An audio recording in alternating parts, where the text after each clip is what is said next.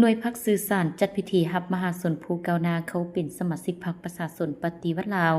โดยปฏิบัติตามกฎระเบียบพรรคประชาชนปฏิวัติลาวสมัยที่11ระบุไว้ในหมวดที่1มาตราที่2คค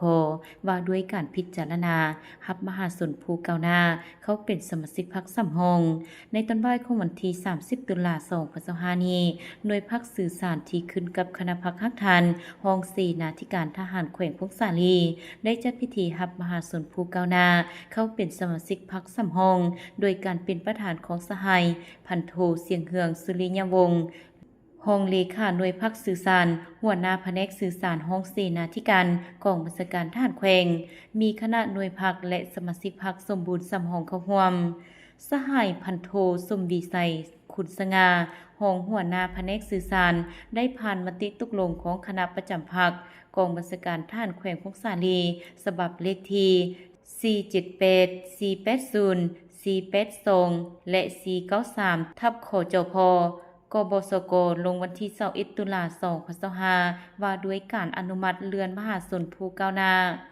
เขาเป็นสมาชิกพรรคสำรองจำนวน3สหายสมาชิกพรรคสมบูรณ์จำนวน1สหายที่สังกัดอยู่หน่วยพรรคสื่อสารห้องเสนาธิการกองบัญชาการทหารแขวงพงศาลี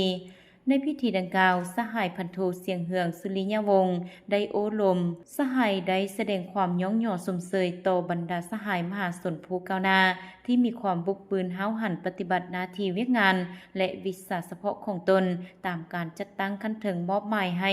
มีผลสำเร็จเป็นต้นเมนปฏิบัติข้อกำหนด7ระบอบ18เวียกในมือหนึ่งของกองทัพในระยะผ่านมาพร้อมทั้งได้เรียกร้องให้บรรดาสหายสมาชิกพรรคใหม่ต้องเอาใจใส่